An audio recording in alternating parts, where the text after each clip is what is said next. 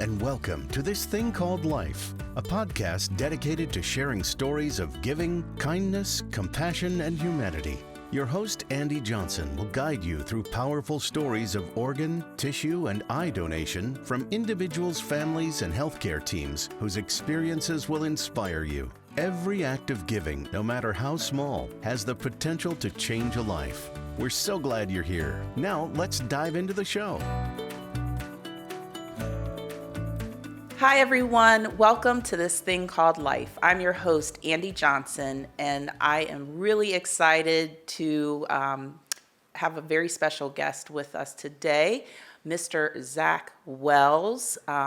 Welcome to the show. Thank you so much for having me. It's a privilege to be here. And just to get this invitation, I've been really excited about the conversation. Oh, well, I too have been very excited. So this is really awesome. I feel like you should be interviewing me because of your broadcast history, but so I'm going to try to do my best. This is just an unbelievable platform to really spread awareness about something that means a lot to both of us. So thank you for having me. Thank you. So let's just get into it. You were diagnosed with kidney disease. Can you just talk about your journey with kidney disease and leading up to you receiving that life-saving gift? Sure. It was just an incredibly long road. I think that's one thing that maybe people that aren't immersed in the transplant world might not understand is it sometimes can be it can feel like a marathon, right? So back in September of 2007, I still remember the day vividly. It was kind of before cell phones had kind of taken over our lives in terms of our mode of communication. It was a beautiful day in Cincinnati. I was living in Hyde Park, and the night before, I was working for a television station in town, and we had covered the Bengals. And really, Andy, I want to point out, like, adversity hits us in life, I think all of us, in different ways and at incredibly unexpected times. So for me, I don't think life could have been going any better. Like, I had just gotten the break of my career. I'd moved to Cincinnati, become a sports anchor. It was my life dream. I used to live in Green Bay and covered the Packers. Wow. But to come here was just unbelievable. And I say that because the night before, the Bengals had defeated the Ravens on Monday Night Football. This is how long ago this was. Chad Ochocinco had tried on his Hall of Fame jacket as a celebration on the sidelines. So I had gotten home at like probably 2:30 or 3 in the morning. I was sleeping, and my wife was traveling on business and called our landline. Like, that's how long ago this was. Yeah, kids, we used to like plug our phones into the wall. That was a thing. But and she left a message that, hey, Zach, your doctor called and there was something wrong with your kidneys on your blood work. And my first thought was, that must be a mistake. I feel fine. Everything's fine. I'll just go and get checked out. Well, I went and got checked out and got redrawn, and it turns out my creatinine, which is a measurement of your effectiveness of your kidneys, was at a level that was really drawing concern for my nephrologist at the time. And that kind of started the road. I got news that I was about halfway at that time to a transplant. Wow. And kind of from September of 2007, when I got the diagnosis, to March of 2018, when I finally got a transplant, it was basically about managing the decline of the kidneys. So it was about managing the disease, doing everything I could to be as healthy as I could, drink as much water as I could, have the best diet that I possibly could, knowing that probably the chances of this reversing, the chances of this having a better outcome were not going to be very high. So it's a long road. I think transplants really reward the patient. They reward the dutiful. They reward the optimistic. And also it can be difficult to know or not know what's coming next for you. So it was a long road. It still is something I'm incredibly grateful that I traveled, because I got to see the best of everybody. But yeah, that was, it was a long way, long road. So once you were diagnosed, like, were you experiencing any symptoms? Were you just not feeling great? I mean, I look at you now, you look like a picture of great health, right? But how was that when you were diagnosed? Like, just nothing changed for you? It was total I have to confess to you, it was total shock. Of course. And there's also some denial there, because a lot of kidney patients don't feel bad Right. until the end. Right. So at the end, I did not feel good. Okay. But just when you get your blood work back and you're like, oh, your kidneys are not working effectively, you're thinking to yourself, oh, this must be some kind of mistake. And Andy, at that time in my life, I was not in any way like balanced, like with my work and home life at all. Like I was a compulsive workaholic. All I thought about was work.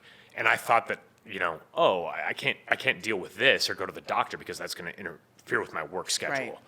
But I learned very quickly that if I didn't get balance and prioritize this as another full-time job, that I wasn't going to be around very long. Wow. So going to every single appointment, managing it, and then at the end, like while I was waiting for a transplant, like I was not feeling well at all. I was run down. I had like bags under my eyes. I would randomly sweat. I felt nauseous. And then I think the hardest point was like that winter before the transplant in 2018, I would wear like probably 2 to 4 sweatshirts to go to sleep because my blood work was so messed up. I would be shivering like under the blankets, and I was just like hoping and praying for help, and I finally got it, but at the end was tough. And then having young kids was difficult just in terms of, I mean, they're incredible light in all of our lives, but in terms of summoning the energy to parent them and to be present and to be available to them the way I wanted to be, it was difficult because I was so tired all the time. Right.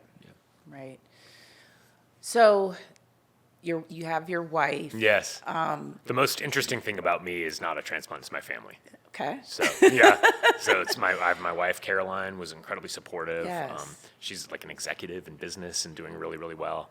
And then I think the hardest thing for me is looking back in the photos and seeing how little my kids were. I don't think I appreciated fully how little they were at the time. And one was in 3rd grade and one was in 2nd grade.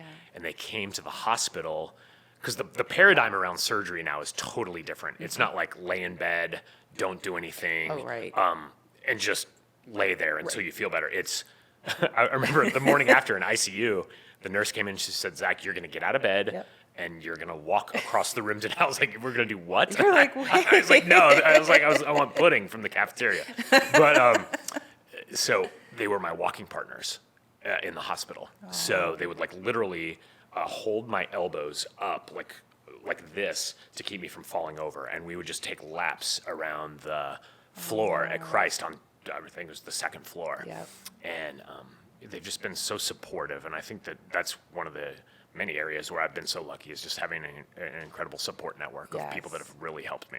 Oh, that's amazing. And but that's also such looking a at how gift. little they were, Yeah. how much life I would have missed if not for my brother. Right. So So let's talk about that. Your brother was your donor. He was. So how did that come to be?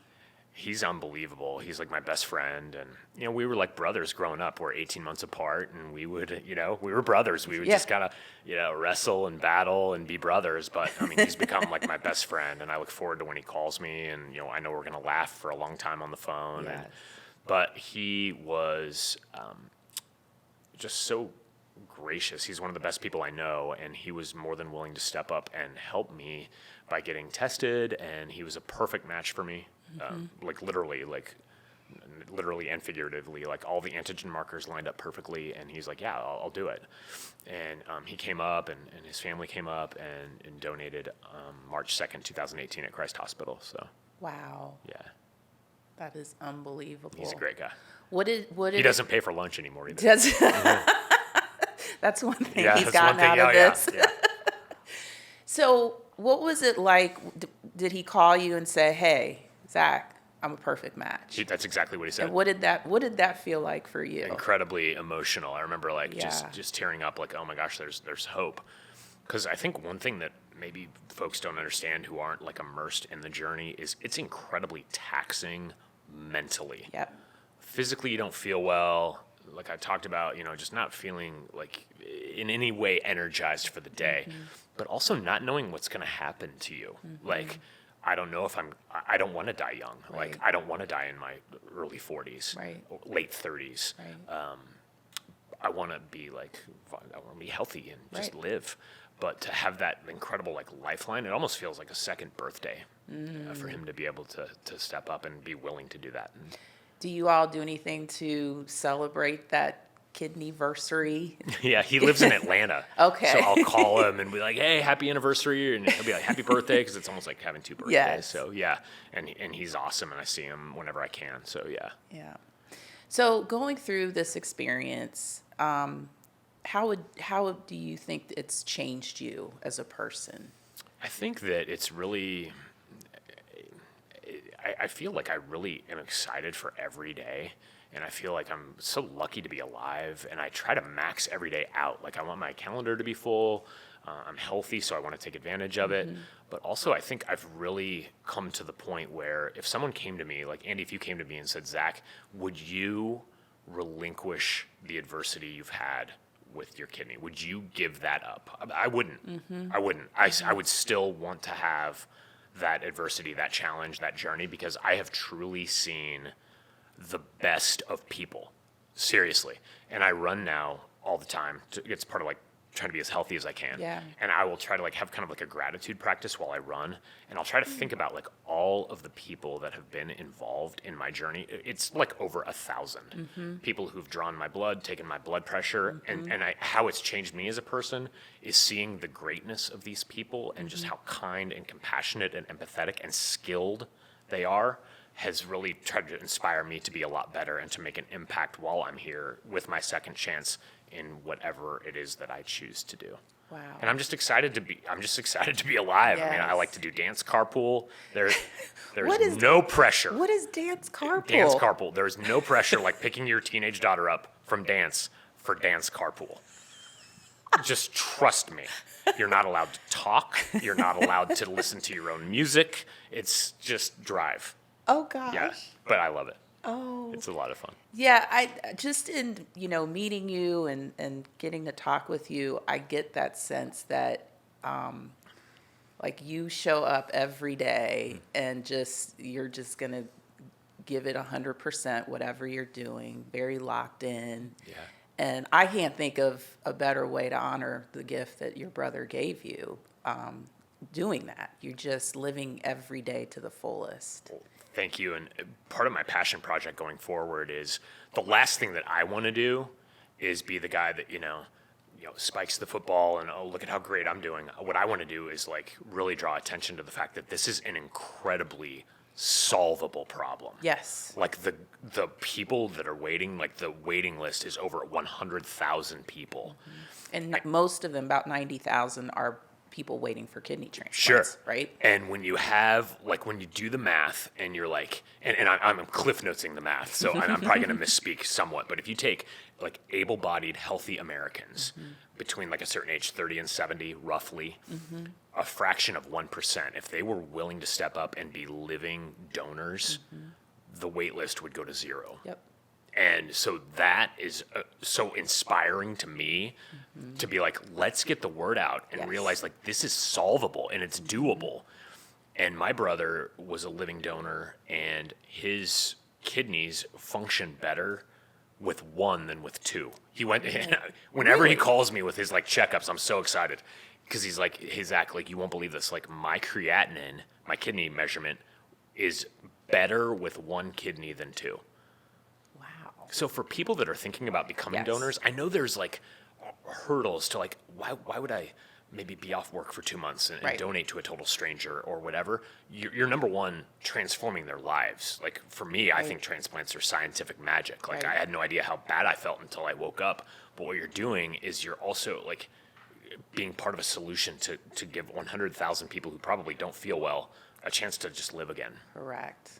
And the protocols in place, the medical providers in this area, like the care I had, was unbelievable. The care my brother had, unbelievable. And the protocols that prospective donors go through, it's extensive. Right. I mean, I remember my brother came up and went through the whole protocol at Christ Hospital. He was wearing a blood pressure monitor for 24 hours. They make sure that the Yes. donors are totally Yep. mentally and physically ready for this, or they won't do it. Right. Right. So what would your advice be? Because I think you bring up a good point about just the struggle, like mentally, how tough it can be, and I've seen that, and especially with men, because there's sometimes it's this I'm got to be the strong person, and I can't show weakness. So if there's men struggling with kidney disease, or they're on dialysis, or they're going through this process, what would be your advice to them? I would say there's a really good book I read. It's called The Power of Now by Eckhart Tolle. Yes. If you haven't read it, please read it. It's unbelievable. Just the ability to be locked into today, and that today is really all that any of us have. Right. So to realize that today is all you have, and to make the absolute most of what you have at this moment with the people you're around, with the experiences you're having, that's what's going to sustain you. Because if you get kind of bogged down in, oh my gosh, what's next week's blood draw going to look like? What's dialysis on Friday going to look like? Am I going to die? Am I going to not be able to take care of myself? Like, if you get bogged down in that kind of thinking, it can start to wear you down. Also, the number one thing I would tell people is, if you're waiting for a transplant, I know what that feels like, to be as absolutely steadfast with your medical appointments. Go to every doctor's visit, go to every blood draw, do everything the doctors and nurses tell you, and give yourself a chance to be as ready as you possibly can for when the transplant comes. So like, what I would do is I would work out like 6 days a week. Wow. And I'm like, I don't feel up to it, but Sure. what I want to do is I want to Push be I want to be as healthy as I possibly can for when I go on the table, to give myself the best possible chance at the best possible outcome. Wow. Because when you stay immersed in the moment, then you realize that like the chances of this being solved by next Tuesday at 4:00 are probably not very high. Right. So for me, it was 10 and a half years of managing the disease, waiting for the solution, and then finally getting it. So I look back, I'm like, if I didn't live during that time, or I was constantly worried about next week or what was happening, I probably would have missed out on a lot. So just be really patient and really steadfast, and try not to get too high or too low. Like, just try to be as mentally like, keyed into, there's going to be ebbs and flows, but just to be like, not get too high or too low. That's just a great point. I was just thinking about also giving yourself grace, right? Because there are going to be times when you're not, you're just not in a good headspace mentally, and just allowing yourself to feel that. And then, but again, just kind of keeping focus and moving through it. For sure. And I feel like you really model that so well. Oh, thank you. And I think you're an inspiration to many people out there. Oh my gosh, thank you. Yeah, absolutely. Just again, like just in the few times that we've had interactions, I'm like, oh my gosh, he is just so energetic, so positive. And I think that people seeing that, who are going through something similar with kidney disease and are waiting for transplant, I think really is so impactful for them. Yeah, one of my least favorite words in the English language is can't. Like, I want people to know, like, this is possible. Yes. Like, I never thought that this was even remotely on my radar for what I was going to have in terms of my life's challenge or adversity or whatever. Like I said, it hit me totally out of the blue, but to know that like there are so many scientific advancements with transplant, to know it's only going to get more specialized and more high tech in terms of what we're able to do.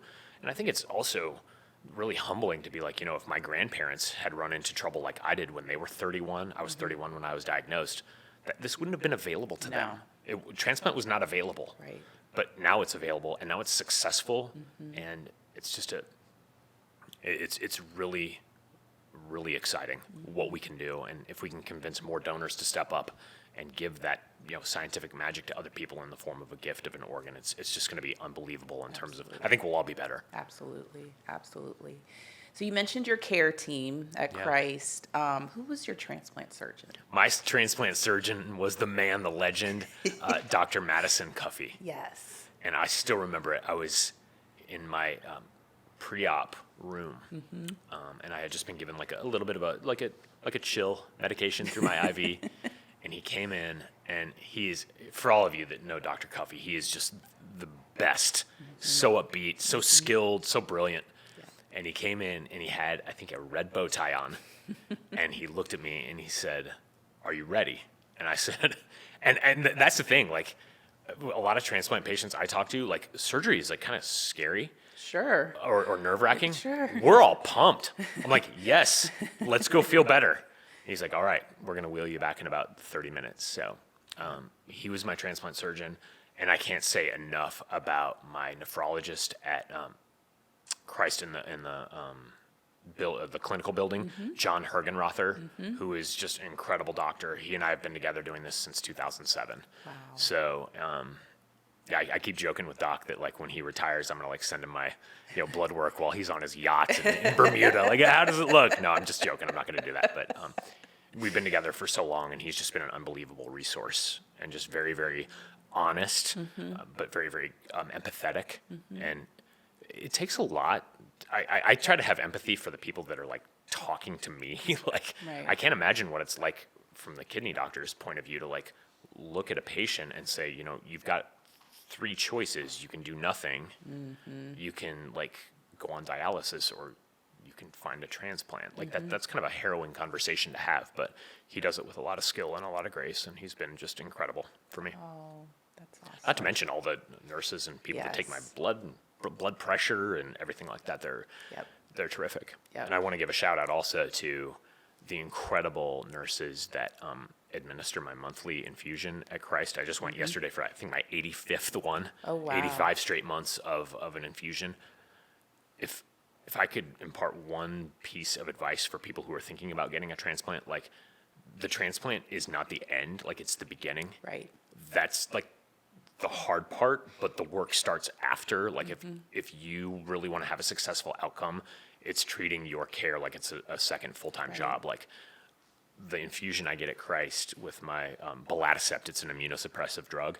It's the most non-negotiable appointment on my calendar all month. I will never miss it. I will never reschedule it. Like I go every month, but I would just say, please be very, very committed to Yes. taking care of the organ and giving yourself every possible chance to have it be successful, because that's the most fair approach for everybody in the process. Right.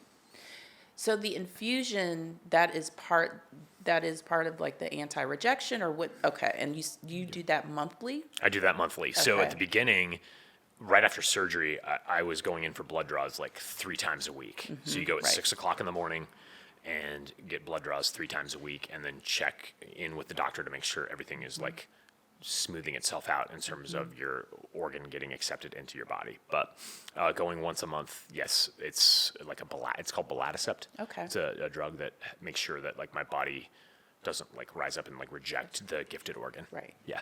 Awesome. Well, as we wrap up our time together, is there anything else you'd like to talk about?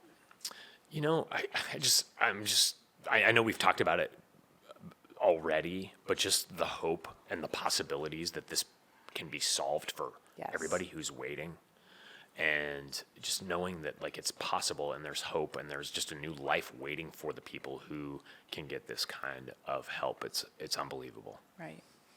No, I agree. And I think that people, like you said earlier, like I want to encourage more people to learn about living donation, because it absolutely is a pathway to help so many people. And the initial test is pretty simple. And just going through that process, I think if more people would just take the time to learn what it is and how they can impact someone else, we would absolutely wipe out that wait list. Yeah, and I think just part of the solution is, for me, success has been really defined by a lot of different things. Right away, I had no idea how badly I felt before until I woke up the morning after, and Dr. Cuffey, my transplant surgeon, came in to check on me in ICU, and he said, "We got your blood work back, and you have normal kidney function. It's restored." Wow. And obviously, I was incredibly sore and, Sure. and things, all of that comes with surgery, but I felt so much better. Like I had a clear mind. I was like not feeling so bogged down. I didn't feel like tired, and it was just incredible. And to be able to travel a road where hopefully we all, through doing these kinds of initiatives, can show people Right. that donation is safe and it's going to transform lives, I think is really inspiring. Absolutely. So this, Zach, this was a journey that was 11 years. That's a long time. Long time. And you're in the prime of your life. right? Yeah. Young family, all the things. Can you walk us through that and what that was like for you and what you were feeling? Sure. I think it's an incredibly taxing journey mentally to not know what's coming next, right? So you're trying to manage like the progression of a disease by doing everything you can. And then you go in for your checkups with the nephrologist, with the kidney doctor, and just the organs continue to worsen. So you have no idea what's coming next. You have no idea what's going to happen.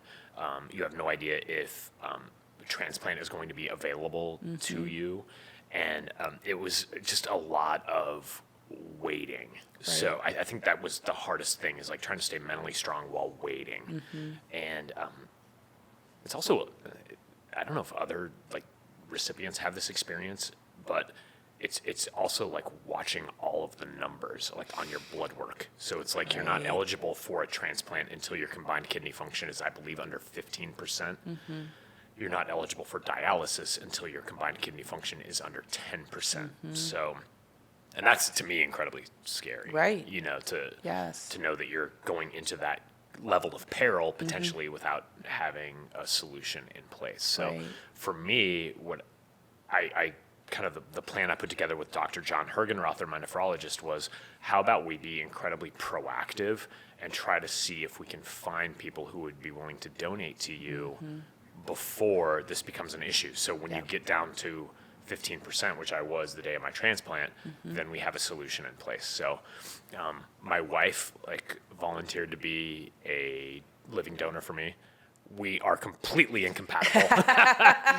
We have no compatibility in terms of donor and recipient, which we still laugh about today. But I think what I found was like, while you can't control, and a lot of times in life we can't control the outcomes, what we can control is our intentions. Right. And to have people like step up and offer to be like donors for me was incredibly powerful. Right. My wife offered to be a donor.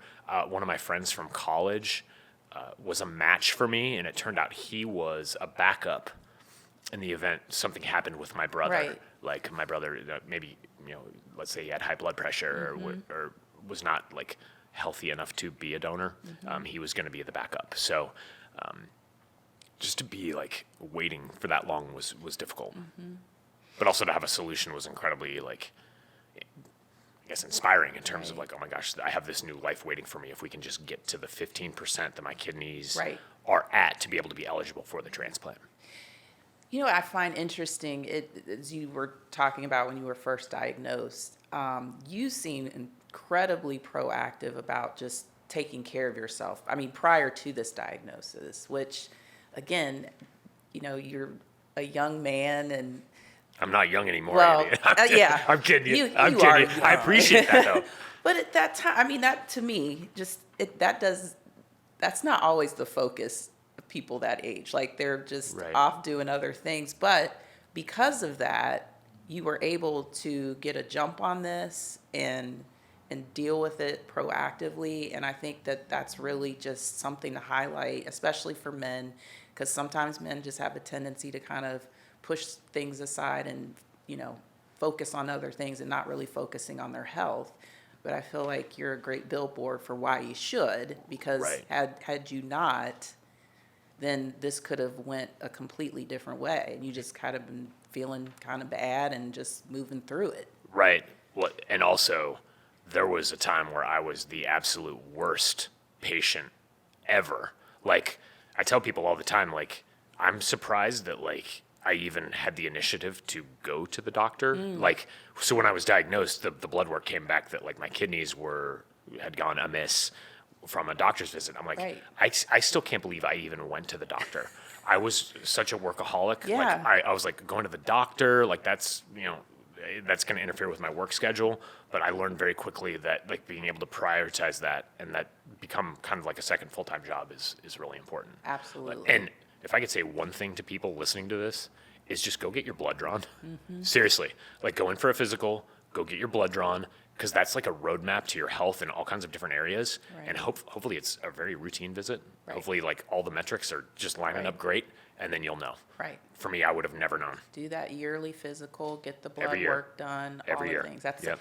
For me, that's like my birthday present. That's something I always do right around my birthday. Yeah. Just go get it done. Do it, and hopefully it's very Right. uneventful. Right. Yeah. And that's what you want. But you also want to know if there's something going on, as in your Right. case, like, okay, Right. this is what we have in front of us, and here's how we're going to deal with it. Yeah, for sure. So, Zach, thank you so much. Oh, thank you. It's been a privilege to be here. There's such an unbelievable setup Yes. here. To everybody behind the scenes and doing all the work here. Thank you. Wow. And thank you for your advocacy. I think just you being so willing to share your journey and your brother being your donor hero and stepping up to do that, I think will inspire others to learn more about living donation. And so I just It's possible. Yeah, I It's appreciate very it. possible. Yeah, absolutely. And so best of luck to you in all of your endeavors. Awesome. Yes. Thank you for having me so much. It's been wonderful Absolutely. talking to you. Absolutely. Thank you. So I want to thank everyone for tuning in today. And I want to just remind you that today there are more than 100,000 people who are waiting for a life-saving transplant. Almost 90,000 of them are waiting for a kidney transplant. So please get involved, empower yourself, educate yourself, visit networkforhope.org to learn more about donation, about living donation, so that we can help eradicate this national wait list and save more people's lives. So you could tune in for this thing called Life wherever you listen to your podcasts, or you can visit, again, networkforhope.org. I want to thank everyone and thank my guest, Zach, again, and just remind everyone to please be kind to yourself and to others. Take care. Thank you for tuning in to This Thing Called Life. Remember, every act of giving, no matter how small, has the potential to change a life. Be sure to subscribe on iTunes or wherever you listen to your favorite podcasts so you never miss a new episode. We'd truly appreciate it if you could share, like, or leave us a review to help us grow.